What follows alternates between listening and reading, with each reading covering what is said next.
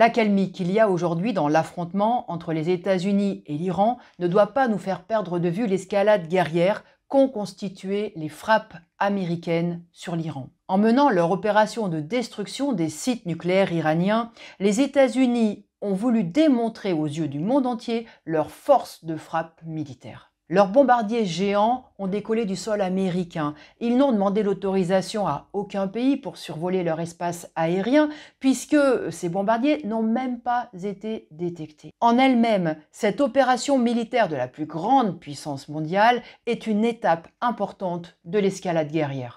Quelques jours après, il y a eu la conférence de l'OTAN. Sa durée a été très courte parce que très rapidement, quasiment tous les pays se sont pliés aux injonctions de Trump qui demandait donc l'augmentation de leur budget militaire. Jusqu'à présent, l'exigence américaine était de porter le budget militaire à 2% du PIB. Maintenant, c'est à 5% du PIB, à charge bien sûr de chaque État de trouver l'argent et de faire payer la population, en particulier les travailleurs bien sûr. En France, il faudra donc trouver 40 milliards supplémentaires pour acheter des engins de mort. Il faudra donc porter le budget militaire à 120 milliards en 2035. Aujourd'hui, la guerre est au Moyen-Orient, en Ukraine et dans d'autres régions du monde et pas encore ici.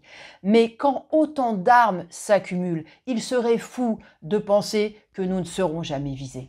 Les dirigeants des États ne savent peut-être pas eux-mêmes contre qui ils préparent la guerre, mais ils savent que s'ils ne la préparent pas, leurs concurrents le font. Ce processus de marche à la guerre n'est contrôlé par personne, même pas par les États-Unis, mais il est enclenché. Si bien des choses nous échappent, on sait en revanche d'ores et déjà que les guerres qui viennent seront contre les peuples et contre les exploités. On le voit au Moyen-Orient. Et dans ces guerres qui se préparent, il n'y aura pas de bon camp pour les peuples, parce que les puissances dominantes sont des puissances capitalistes rivales qui se moquent toutes du sort des populations, à commencer par la leur. Pour nous préparer à ce qui se met en place, il faut d'abord être profondément convaincus que nous ne pouvons accorder aucune confiance à ceux qui nous dirigent, qu'ils soient civils ou militaires. En temps de paix, l'État est le garant de notre oppression et de notre exploitation pour le compte de la grande bourgeoisie. En temps de guerre, il organise en plus